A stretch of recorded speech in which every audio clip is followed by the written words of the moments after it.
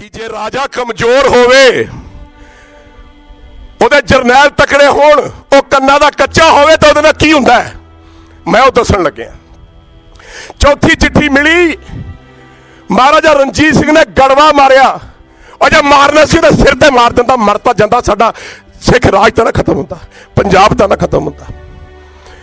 ਉਹਦੇ ਗੜਵਾ ਵੱਜਿਆ ਪੈਰਾਂ 'ਚ। ਉਸ ਤੋਂ ਬਾਅਦ ਧਿਆਨ ਚੰਦ ਡੋਗਰੇ ਨੇ ਆਹ ਪਹਾੜੀ ਰਾਜਿਆਂ ਨੇ ਜਿਹੜੇ ਸਾਡੇ ਗੁਰੂਆਂ ਨਾਲ ਲੜਦੇ ਰਹੇ ਆ, ਪਤਾ ਨਾ ਇਸ ਗੱਲ ਦਾ ਕਿ ਨਹੀਂ पता है, किसी ਨੂੰ पता नहीं पता।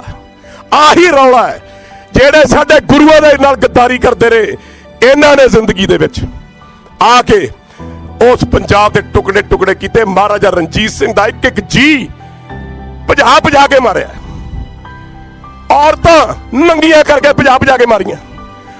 ਮੈਂ ਬਿਆਨ ਨਹੀਂ ਕਰ ਸਕਦਾ, ਮੇਰੀ ਅੱਖਾਂ ਵਿੱਚ ਹੰਝੂ ਆ ਜਾਂਦੇ ਆ ਕਿ ਉਸ ਪੰਜਾਬ ਦਾ ਹਾਲ ਕੀ ਹੋਇਆ ਕੀਤਾ ਇਹਨਾਂ ਨੇ।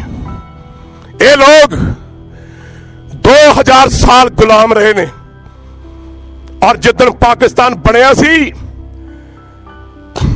उदन ये गल माउंट बैटन ने कही सी,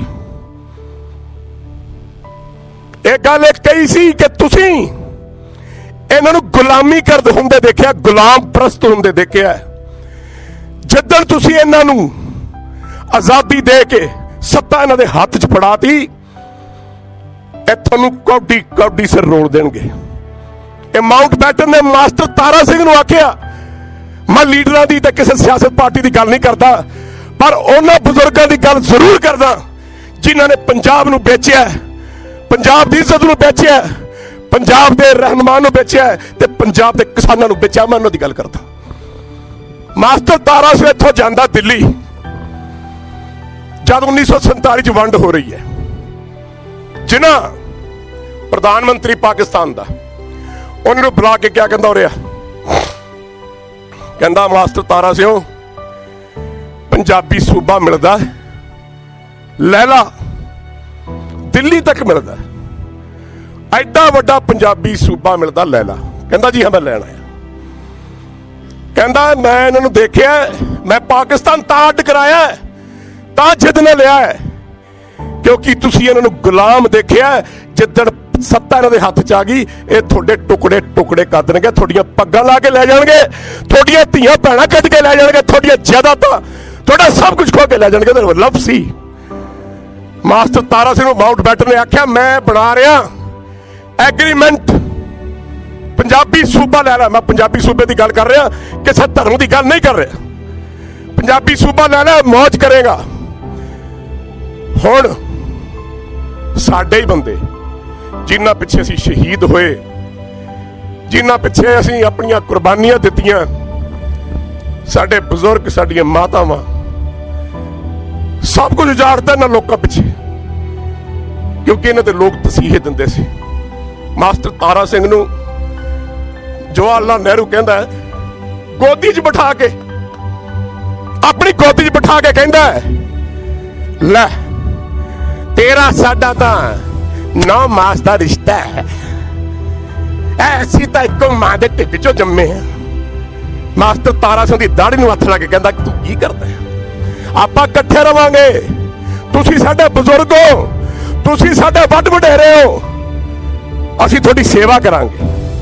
ਪੰਜਾਬ ਸਾਡਾ ਸਰਤਾਜ ਹੈ, ਪੰਜਾਬ ਸਾਡੀ ਮਾਂ, ਪੰਜਾਬ ਸਾਡਾ ਪਿਓ। ਇਹ ਜਵਾਹਰ ਲਾਲ ਨਹਿਰੂ ਦੇ ਲਫ਼ਜ਼ ਨੇ ਰਿਕਾਰਡਡ। ਸਵੇਰੇ ਮਾਸਟਰ ਤਾਰਾ ਸਿੰਘ ਜਾਂਦਾ ਹੈ, ਮਾਊਂਟ ਬੈਟਨ ਨੂੰ ਕਹਿੰਦਾ ਨਹੀਂ ਜੀ ਇਸ ਤੱਕ ਇਕੱਠੇ ਰਹਿਣਾ, ਮੈਨੂੰ ਪੰਜਾਬੀ ਸੂਬਾ ਨਹੀਂ ਚਾਹੀਦਾ। ਇਹ ਸਾਡੇ ਵੱਡ ਵਡੇਰੇ ਆ ਜਿਨ੍ਹਾਂ ਨੂੰ ਆਪਾਂ ਭੇਜਿਆ, ਉਹਨਾਂ ਨੇ ਕੀਤਾ। ਉਹਨੇ ਲੱਖ ਦੁਹਾਈ ਪਾਈ। Winston Churchill prime minister of England, ਉਹਨੇ ਕਿਹਾ ਆਜ਼ਾਦੀ ਨਾ ਦੇਈ, ਅਜੇ 100 ਸਾਲ ਹੋਰ ਰਾਜ ਕਰ ਲਓ, ਇਹ ਲੋਕ ਹਿੰਦੁਸਤਾਨ ਨੂੰ ਹਨੇਰੇ 'ਚ ਡੋਬ ਦੇਣਗੇ, ਨਾ ਕਰੋ। ਉਹਨੇ ਫੇਰ ਕਿਹਾ ਪੰਜਾਬੀ ਸੂਬਾ ਲੈ ਲੈ, ਕਹਿੰਦਾ ਨਹੀਂ ਜੀ ਇਕੱਠੇ ਰਹਿਣਾ। ਉਸ ਤੋਂ ਬਾਅਦ ਜੋ ਕੁਝ ਹੋਇਆ ਉਹਦੀ ਕਹਾਣੀ ਵੀ ਮੈਂ ਤੁਹਾਨੂੰ ਸੁਣਾ ਸਕਦਾ। ਆਪਣਾ ਇਤਿਹਾਸ ਪੜ੍ਹੋ, ਦੇਖੋ ਤੁਹਾਡੇ ਨਾਲ ਕੀ ਕੀ ਹੋਇਆ ਤੇ ਕੀ ਕੀ ਨਹੀਂ ਹੋਇਆ। ਮੈਂ ਆਪਣੇ ਪਿਤਾ ਜੀ ਨੂੰ ਕਹਿੰਦਾ ਹੁੰਦਾ ਸੀ, ਮੈਂ ਕਿਹਾ ਪਿਤਾ ਜੀ ਇਹ ਸਾਡੇ ਪੰਜਾਬ ਨਾਲ ਸਾਡੀ ਹਿਸਟਰੀ ਮੈਂ ਬਹੁਤ ਪੜ੍ਹੀ ਹੈ, ਇਸ ਤਰ੍ਹਾਂ ਕਿਉਂ ਹੋਇਆ? ਕਹਿੰਦੇ ਬੇਟਾ ਜਿਹੜੇ ਲੋਕ ਗੁਲਾਮ ਰਹਿਣ ਨਾ, ਬਹੁਤ ਦੇਰ ਗੁਲਾਮ ਰਹਿਣ ਤੇ ਉਹਨਾਂ ਦੀਆਂ ਜੰਜੀਰਾਂ ਕੱਟ ਦਈਏ। ਕੋਈ ਕੋਈ ਵਿਰਲਾ ਹੁੰਦਾ ਹੈ, ਅਕਿਰਤ ਘਨ ਮੰਦੀ ਹੋ ਮੰਦਾ। ਗੁਰਬਾਣੀ ਚ ਅਲਫਾਜ਼ ਆਉਂਦੇ ਆ, ਅਕਿਰਤ ਘਨ ਕਹਿੰਦੇ ਅਹਿਸਾਨ ਫਰਾਮੋਸ਼ ਆਦਮੀ ਨੂੰ। ਇੱਕ ਕੰਜਰੀ ਬੰਦੇ ਦੇ ਖੋਪੜੀ ਦੇ ਵਿੱਚ ਕੁੱਤੇ ਦਾ ਮਾਂਸ ਰਿੰਨ ਕੇ ਲਈ ਜਾਂਦੀ ਹੈ, ਲਹੂ ਦੇ ਨਾਲ ਢਕਿਆ ਕੱਪੜੇ ਦੇ ਨਾਲ। ਕਿਸੇ ਰਾਹੀ ਨੇ ਪੁੱਛਿਆ ਐਡੀ ਗੰਦੀ ਚੀਜ਼ ਢਕੀ ਕਿਉਂ ਹੈ? ਪਤਾ ਕੀ ਜਵਾਬ ਦਿੱਤਾ? ਕੋਈ ਅਕਿਰਤ ਘਨ ਦੀ ਨਿਗਾਹ ਨਾ ਪੈ ਜੇ, ਕੋਈ ਅਹਿਸਾਨ ਫਰਾਮੋਸ਼ ਇਸ ਚੀਜ਼ ਨੂੰ ਦੇਖ ਨਾ ਲਵੇ।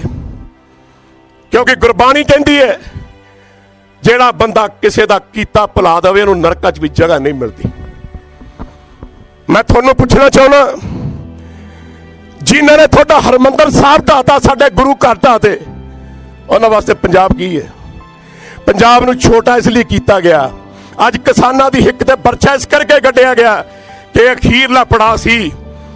ਜੇ ਪੰਜਾਬ ਦਾ ਕਿਸਾਨ ਮਰ ਗਿਆ, ਜੇ ਪੰਜਾਬ ਦੀ ਹੋਂਦ ਮਰ ਗਈ, ਜੇ ਪੰਜਾਬ ਦੀ ਮਿੱਟੀ ਮਰ ਗਈ, ਜੇ ਪੰਜਾਬ ਦੀ ਮਾਂ ਮਰ ਗਈ, ਤਾਂ ਅਸੀਂ ਫਿਰ ਪੈਰ ਰੱਖ ਕੇ ਇਹਨਾਂ ਤੇ ਰਾਜ ਕਰਾਂਗੇ।